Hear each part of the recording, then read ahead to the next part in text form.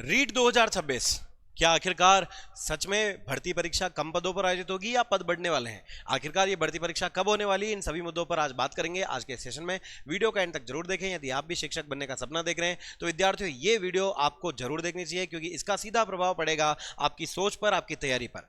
और इस वीडियो को देखने के बाद हो सकता है कि आपके मस्तिष्क में भी कई सारे नए विचार आए, जैसे मेरे अभी दिमाग में चल रहे हैं। तो क्या है वो विचार और कैसे हमें तैयारी करनी है, कब इसका आयोजन होगा और अभी तैयारी करें नहीं करें, या पदों को ध्यान में रखते हुए तैयारी छोड़ दें, या फिर शुरुआत करें अपनी आज से एक नई, उन सभी बातों पर बात करेंगे। तो चलिए शुरू करते हैं। आपसे निवेदन है कि वीडियोस जुड़ जाएं, वीडियो को लाइक और शेयर करें अपने दोस्तों साथियों सहपाठियों तक। तो चलिए सबसे पहले बात करते हैं विद्यार्थियों की हम आज के सेशन में किन किन बातों पर चर्चा करेंगे। एक तो रीट की वर्तमान में जो स्थिति और घोषित पद हैं काफी कम देखने को मिले हैं, उन पर बात करेंगे। और क्या पदों में वृद्धि होगी, उसके बहुत तीन बड़े कारण क्या होंगे, और अभी वर्तमान में कितने पद खाली हैं जो डीपीसी से भरे जाएंगे या फिर रिटायरमेंट होने वाले हैं, उनका क्या होगा। पिछले वर्षों में जो ट्रेंड रहा है विद्यार्थियों भर्ती का, हिस्ट्री क्या रही है कि कब कब पद बढ़ाए गए, उन पर बात करेंगे। रीट अभ्यर्थियों को इस समय क्या करना चाहिए, कैसे तैयारी करनी चाहिए, उन सभी बातों पर बात करेंगे। तो एक एक करके आइए इन सभी सवालों के हम डिटेल में बात करते हैं।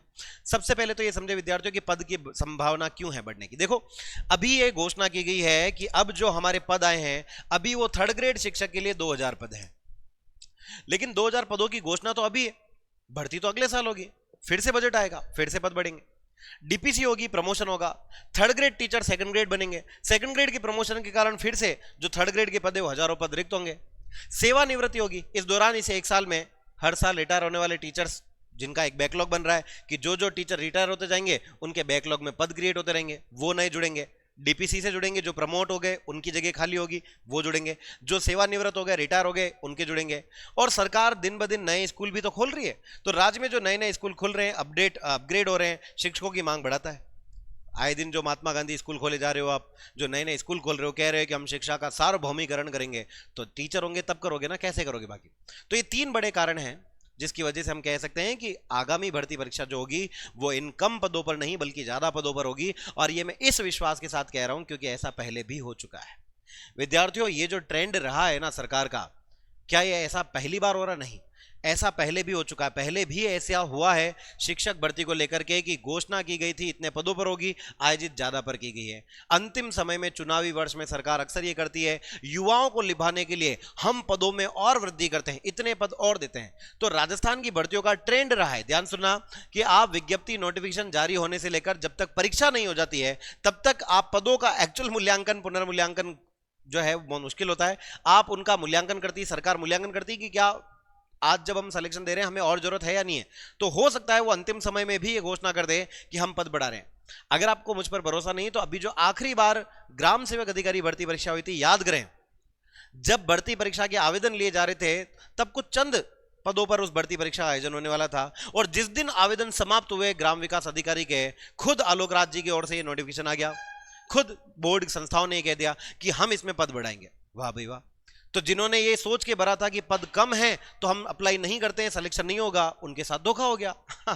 तो क्या है कि ऐसे कभी भी किसी मंत्री या आयोग की पदों की वाली बात पर विश्वास नहीं करें, क्योंकि ये सीधा भ्रामक है। और हकीकत की बात यह है विद्यार्थियों, कितने लोग रिटायर होंगे और इनकी सबकी सूचनाओं को ध्यान में रखते हुए हमें ज्यादा से ज्यादा संख्या में विद्यार्थियों को सिलेक्शन देना होता है, हर संस्था को, हर बोर्ड को, चाहे वो आलोक राज जी हो या खुद मुख्यमंत्री भजन लाल जी हो। तो वो कोशिश ये करते हैं कि ज्यादा से ज्यादा पद भर दिए जाए। ऐसे में आप ये देखें कि विद्यार्थियों पिछली बार पटवारी से लेकर के, पटवारी में 3 बार, याद करो पटवारी 2021, 3 बार वो भर्ती परीक्षा के फॉर्म खुले थे, पुनः अप्लाई करो पद बढ़ाए गए, पुनः अप्लाई करो पद बढ़ाए गए। कितनी बार लोगों ने अप्लाई किया, जो कंपटीशन 8 लाख का था वो 18 लाख हो गया। तो ऐसे में क्या है विद्यार्थियों की पदों को लेकर आप चिंता ना करें, ये पद जो अभी कम दिखाए जा रहे हैं ये आगामी चुनावी वर्षों में बढ़ सकते हैं। और पिछली बार कई बार ऐसा शिक्षक भर्ती परीक्षाओं में हुआ है कि उनकी फाइनल वित्तीय स्वीकृति से मिलने से पहले उनमें हजारों पदों को जोड़ा गया है, और ऐसा पहली बार नहीं हुआ, कई बार पहले भी हो चुका है। और इसलिए हम कह सकते हैं कि आगे भी ये पदों के बढ़ने की संभावना का ट्रेंड जो है ये चलता रहेगा। अब आगे बात करें कि आखिरकार हमें क्या करना चाहिए, पदों को देखना चाहिए या अपने सिलेक्शन को देखना चाहिए। क्या आपको पता है विद्यार्थियों की एक डॉक्टर बनने के लिए एक इंसान जब नीट की तैयारी करता है तो अपने 3 से 4 साल पढ़ाई को देता है, 11th 12th प्राइवेट करता है लेकिन पूरी पढ़ाई करता है। इंजीनियरिंग में जब वो एडमिशन लेते हैं और आईआईटी जेईई की तैयारी करते हैं तो उस आईआईटी जेईई के लिए बच्चे 10वीं के बाद से ही लग जाते हैं। कई बच्चे छठी कक्षा से तैयारी करते हैं, अपने 2-2 साल 3-3 साल 4-4 साल लेते हैं, फिर भी सिलेक्शन नहीं होता है तो निराश नहीं होते हैं, अपना मुकाम हासिल करते हैं। लेकिन शिक्षक बनने के लिए जब बोला जाता है तो स्टूडेंट कहते हैं 3 महीने में कोर्स हो जाना चाहिए, 6 महीने में मैं टीचर। अरे कैसे बन जाओगे? अगर आप भर्ती परीक्षा का वेट करोगे तो मैं आपको बताता हूं विद्यार्थियों की असली में जो हकीकत में तैयारी करने वाले विद्यार्थी वो केवल 10% है। बाकी बातें करने वाले, पद खाली होंगे नहीं होंगे, कट ऑफ कितनी रहेगी, उनकी बातें करने वाले होते हैं। उन भ्रामक लोगों पर ध्यान नहीं देना है, हमें उन 10% में बनना है जो तैयारी करते हैं। और तैयारी करने वाला स्टूडेंट विज्ञप्ति का वेट नहीं करता है, वो ये सोचता है कि जिस दिन विज्ञप्ति आएगी तब तक मेरा सिलेबस पूरा हो जाना चाहिए और तब मैं रिवीजन करूंगा, तब मैं प्रीवियस ईयर क्वेश्चंस अटेंड करूंगा, तब मैं मॉडल पेपर मॉक टेस्ट दूंगा, अपने एनालिसिस के लिए अपनी तैयारी को और स्ट्रांग बनूंगा और इस कंपटीशन में 100% में से उन 10% में आऊंगा जिनका हकीकत में सिलेक्शन होता है। तो जो हकीकत में देखा जाए ना तो वो विद्यार्थी वो होता है जो अपना पूरा ध्यान अपने लक्ष्य की ओर लगाता है। उसे पता है कि मुझे चाहे फॉर्म मैंने सब भर रखे लेकिन तैयारी एक की करनी है। शिक्षक बनना है तो अभी से पढ़ना है, साइकोलॉजी आएगी वो पढ़नी है, शिक्षण विद्या पढ़नी है, जीके बहुत लंबा है उसको पढ़ना है, अपना सब्जेक्ट स्ट्रांग करना है, हिंदी इंग्लिश जैसी सब लैंग्वेज को स्ट्रांग करना है, संस्कृत स्ट्रांग करनी है। जो भी आप करना चाहते हैं तो क्या करना है? ये पदों के ट्रेंड पर कि 30,000 पद हैं तो अभी पढ़ना है, पद 40,000 होंगे 50,000 होंगे तब हम बढ़ेंगे, और फिर आप कहेंगे कंपटीशन ज्यादा हो रहा है ये क्यों कर रहे हो? इधर उधर की बातों में रहने वाला किधर का नहीं रहता है। तो हमें अपनी गलतियों को सुधारना होगा और गलतियों से सबक लेना होगा। जब पद बढ़ेंगे तब फाइनल नोटिफिकेशन आएगा तब पढ़ाई शुरू करेंगे। तो आप हर साल जो तैयारी करते हैं, अक्सर आपने लाइब्रेरीज में देखा होगा 5-5 साल से तैयारी कर रहे हैं विद्यार्थी, सिलेक्शन नहीं हो रहा। क्यों नहीं हो रहा है? कंसिस्टेंसी नहीं है। जो इंसान कंसिस्टेंट नहीं रहता है, रेगुलर नहीं रहता है, जो अपनी पढ़ाई को हल्के में लेता है कि आज नहीं हुआ तो अब अगली विज्ञप्ति आएगी तब करूंगा, फिर देखो ईश्वर उसी का साथ देगा जो कंसिस्टेंट रहेगा, जो परिस्थितियों में अपने आप को महेंद्र सिंह धोनी एमएसडी की तरह कूल रखेगा। जब तक हम गेम जीत नहीं जाते तब तक सारा खेल हमारे हाथ में होता है। लेकिन गेम को जीतने से पहले ही हार मान जाना, ये एक फेलियर स्टूडेंट की सोच है। तो आपको क्या करना चाहिए? आपको अपनी सोच में बदलाव करना चाहिए और आपको यह सोचना चाहिए कि मुझे अपनी तैयारी आज से अभी से करनी है ताकि अपनी तैयारी को 100% बनाया जा सके, 80% नहीं, 70% नहीं। और मैं एग्जाम के पहले यह कहता हुआ ना मिलूं मेरा आधा सिलेबस हो गया, आधा बाद में करूंगा, आधा नहीं पढ़ूंगा तो हो जाएगा क्या? वरना बच्चे अक्सर ये पूछते हैं सर कौन सा सब्जेक्ट छोड़ दूं, सर अभी तक मैंने ये नहीं पढ़ा है, सर क्या आपकी एक क्लास से सिलेक्शन हो जाएगा? बेटा ये कोई हाथ में पड़ी हुई लापी नहीं है जो जब चाहा ठंडी करके खा ली। ये सरकारी नौकरी है, हजारों लोग सपना देखते हैं, सपना पूरा करने की हिम्मत केवल 10% लोगों में से है। और अगर वो 10% में आप अपना नाम चाहते हैं तो अपने आप का 100% देना होगा, और 100 नहीं 200 देना होगा। आज से सिलेक्शन के लिए आज से तैयारी करनी होगी, बिना ये सोचे कि मेरा क्या होगा, पद कितने आएंगे। हमारा लक्ष्य वो एक पद होना चाहिए, वो एक पद ही हमारी, एक सीट ही हमारा लक्ष्य होगा, तब सिलेक्शन होगा। वरना लोग क्या कहते हैं उनकी बातों में जाने से हम कहीं के नहीं रहेंगे। तो इसलिए आपसे निवेदन है कि इन सीटों वाली बातों पर ध्यान न दें, सिलेबस का सटीक एनालिसिस करें, अपनी तैयारी को धार दें। पहले ये देखें कि सिलेबस में कितनी बार बदलाव हुआ है, लास्ट सिलेबस क्या रहा है। अंतिम जो भी भर्ती परीक्षा का सिलेबस होता है उसका 10% से ज्यादा कभी बदलाव नहीं होता है। इसका मतलब तैयारी अभी से की जा सकती है, और जब तैयारी करने बैठेंगे तब हमें समझ में आएगा कुछ टॉपिक्स, कुछ सब्जेक्ट ऐसे हैं जो हमारे वीक है और कुछ स्ट्रांग है। तो जो स्ट्रांग है अच्छी बात, जो वीक है उन्हीं को तो स्ट्रांग बनाना है, तभी तो आगे निकलेंगे, और आगे निकलेंगे तभी तो सिलेक्शन होगा। क्योंकि एग्जाम नहीं, कंपटीशन एग्जाम है। पास होने वाले का सिलेक्शन नहीं है, पर जो ज्यादा नंबर से पास होगा उसका सिलेक्शन है। और ज्यादा नंबर लाने के लिए क्या करना है? सिलेबस टाइम पे पूरा करना है। विज्ञप्ति आए तब तक हमारा सिलेबस का रिवीजन चलना चाहिए, साथ में हमारा प्रीवियस ईयर क्वेश्चंस का ट्रेंड हमें देखना होगा। ये पता लगाना होगा कि अब परीक्षाओं का स्तर क्या रह रहा है और परीक्षा का पैटर्न क्या है। जैसे 2025 में जो अभी रीट हुई उसमें कथन कारण वाले सवाल आए, तो क्यों ना हम उनकी प्रैक्टिस करें। पिछले सालों के पेपर से पता चलेगा। मैंने बार बार स्टूडेंट्स को कहा भी था कि बुद्धि वाला चैप्टर पढ़ना साइकोलॉजी में। कैसे कहा? मैंने प्रीवियस ईयर क्वेश्चन देखे। आप भी देखो, आपको हर सब्जेक्ट के प्रीवियस ईयर क्वेश्चन से नॉलेज लगेगा, कौन से टॉपिक से सवाल आते हैं, कौन हमारी प्रायोरिटी में होनी चाहिए, किसको हमें प्राथमिकता देनी चाहिए, किसका ज्यादा वेटेज है, हमें आइडिया लगता है। और ये कोई टीचर, कोई कोचिंग संस्था पर आप, मैं तो कहूंगा विद्यार्थियों की रिलाय न रहें। ये विश्वास ना करें कि सर ये भी आप ही कर दो, सब काम हम करेंगे तो आप क्या करेंगे। सिलेबस अगर पहले से प्रिंटेड है तो उसको कॉपी में खुद लिखो, हर सब्जेक्ट का लिखो कि मुझे ये टॉपिक पढ़ने, खुद का लिखा हुआ याद रहता है। खुद को लिखोगे तो टेंशन होगी कि मुझे अब इतना पढ़ना बाकी है, खुद लिखोगे तो उसको हाईलाइट कर पाओगे कि ये टॉपिक हो गए, ये रह गए। ये पता चल पाएगा कौन से टॉपिक प्रायोरिटी के हैं, कौन से टॉपिक नहीं पढ़ूंगा तो काम चलेगा। ये भी है, केवल पढ़ना नहीं है, पढ़ने के साथ साथ हर थोड़े दिन में अपने आप का एनालिसिस करना है कि मैं खुद कितनी गहरी खाई में हूं। 90% जनता ये काम नहीं कर रही है।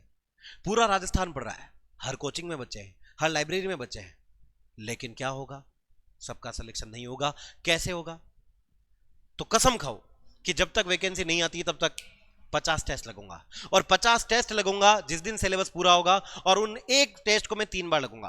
पहले बार दूंगा, दूसरी बार उन्हीं के आंसर देखने के बाद फिर से दूंगा, फिर भी गलत हुआ तो तीसरी बार और दूंगा, और 100% एक्यूरेसी हासिल करने की कोशिश करूंगा।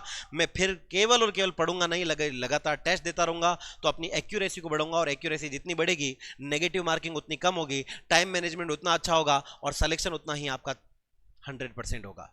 तो अपने 100% सिलेक्शन के लिए अपने आज पर काम करें, अपने आप पर काम करें, अपने कंटेंट, अपने कॉपी किताब, अपने सिलेबस को कवर करने के लिए लग जाएं आज से ही। इसके साथ ही प्यारे विद्यार्थियों, अगर आप तैयारी कर रहे हैं तो आपके लिए आपका अपना लक्ष्य परिवार लेकर आए शानदार जानदार निःशुल्क डेमो क्लास और सेमिनार। सिलेक्शन के लिए सबसे इंपॉर्टेंट होता है चीजों को समझना।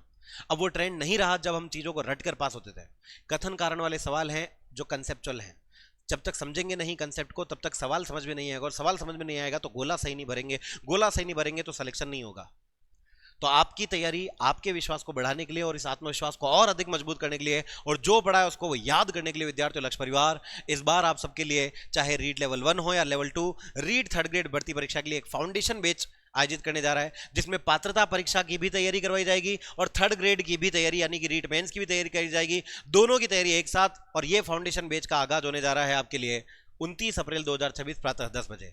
29 अप्रैल को आपके लिए निःशुल्क डेमो क्लासेस है, कोई पैसा नहीं लिया जाएगा डेमो क्लास का। यहां से हम नए बैचेस की शुरुआत करेंगे। एडमिशन लेना ना लेना आपके ऊपर है, आप स्वविवेक से निर्णय लेना। अब यहां पर आपको क्या क्या मिलेगा? नोट्स, डीपीपी मिलेगी, क्विज कॉम्पिटिशंस मिलेंगे, प्रिंटेड नोट्स आपको दे दिए जाएंगे। एक आपकी ऑफलाइन तैयारी के साथ साथ कभी कैजुअलिटी में आप छुट्टी लें तो उसके लिए एक निःशुल्क ऑनलाइन कोर्स आपको दिया जाएगा। सारा का सारा जो आपको पढ़ाया जा रहा है थ्योरी के बाद एमसीक्यू, यानी कि कोर्स पूरा होने के बाद सारे टॉपिक्स के, सारे सब्जेक्ट के एमसीक्यूज आपको करवाए जाएंगे। टास्क बेस्ड टेस्ट सीरीज आपकी ली जाएगी रियल टाइम, ताकि आपको अनुभव मिल सके। ऑनलाइन कोर्स जो है उसकी वैधता आपकी जब तक परीक्षा नहीं आती तब तक या फिर 1 साल की रहेगी, और रिवीजन के लिए नोट्स आपको शॉर्ट नोट्स भी बनवाए जाएंगे। तो ये सब कुछ विद्यार्थियों आपके लिए हम करने को तैयार हैं। बस अब आपकी तैयारी के लिए अब आपको खुद को निर्णय लेना है, और अब की बार आयोजित होने वाले इस 29 अप्रैल के सेमिनार से आपको जुड़ना है, ताकि अपने कॉन्फिडेंस, अपने सिलेक्शन के चांस और अपनी तैयारी के चांसेस को बढ़ाया जा सके। तो प्यारे विद्यार्थियों, इसी प्रकार के और भी इंफॉर्मेटिव सेशंस के लिए आप जुड़े रहें आपके अपने लक्ष्य परिवार के साथ, जहां ऐसे ही और भी इंफॉर्मेटिव सेशंस और रीड भर्ती परीक्षा को लेकर के बहुत सारे नवाचार किए जा रहे हैं। और आप जानते हैं कि शिक्षक भर्ती परीक्षा में सबसे बेहतरीन परिणामों के लिए और सबसे विश्वसनीय संस्थान जो कि आपको कंटेंट देता है, उसके मामले में केवल और केवल आपका अपना लक्ष्य परिवार सबसे ऊपर, सबसे टॉप पर आता है। तो ऐसे ही अपना प्यार प्रेम विश्वास बनाए रखें। Wish you all the best. चिंता ना करें किसी बात की। जय बोलो भोलेनाथ की, जय श्री महाकाल, जय Ganesh. Thank you so much प्यारे विद्यार्थियों।